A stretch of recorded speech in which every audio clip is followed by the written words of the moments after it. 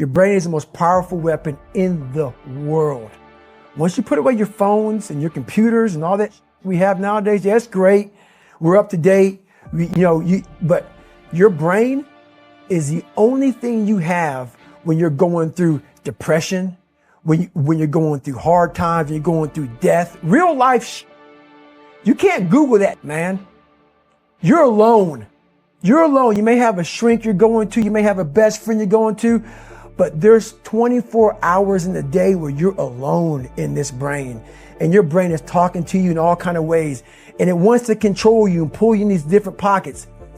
If you can't control your own brain and your brain controls you, you got to tell your brain where you want to go and how you want to go and how you want to get there. You got to control it. If not, it's over. What existed for me was, okay, man, how am I going to make this work? And all I knew back then was hard work. The only way anything gets accomplished. That's all I heard back in those days. You got to work hard. You got to work hard. I'm not getting I can't get this paragraph. I can't remember what the f***'s in this paragraph to pass this test to get in the military. Read again. Still not getting it. Read again. But if you're not getting it, write it out. And that's how I started learning. Okay, well, I got to write out everything I do. And then write it out again. And write it out again. And guess what happened? I got it. I can't swim. I'm negative buoyant. Go back again. I can't swim. Go back again. Go back again. Go back again. I got it. I realized if I keep going back and going back and going back until just becomes, your mind will say, okay, we're going to figure it out. Because he is not going to stop. It's not like I'm going to try one more time. No, it's just like alarm clock goes off, boop, we're going back. I can't read right, we're going back. I gave myself no way out, and my mind realized that. They said, okay, we're going to adapt and overcome now. Like a lot of people say, trying hard. Your mind knows, man. It knows this guy's bull. Me, man, this guy's lying. There's no truth behind it. When I was in Navy SEAL training, people go, how were you there for 18 months? The program was only 6 months long. You were in 3 hell weeks in 1 year. No one's ever done that. How did you do that? I talk about the new norm. When I lived in a $7 a month place when I was growing up for a short period of time, I loved it.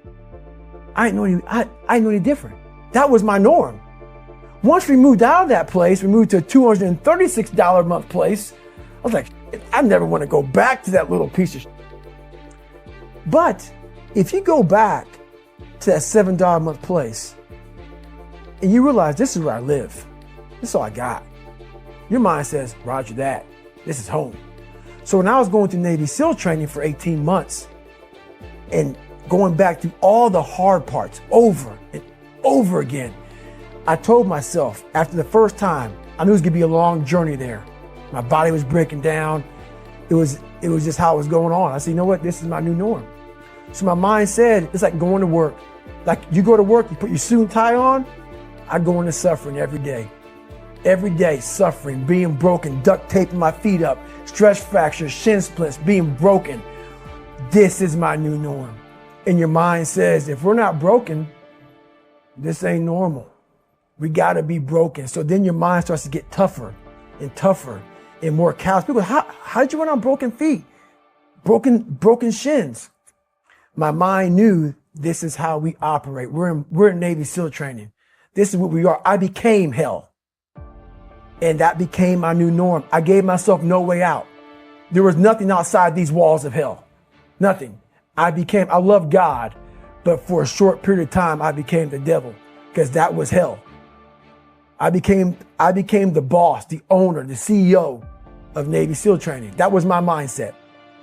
And that's how you get through things.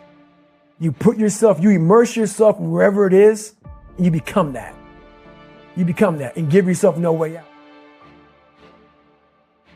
When I was 297 pounds and I was fat as hell trying to be a Navy SEAL, the scariest thing in the world to me, even to this day, was that could have been the rest of my life.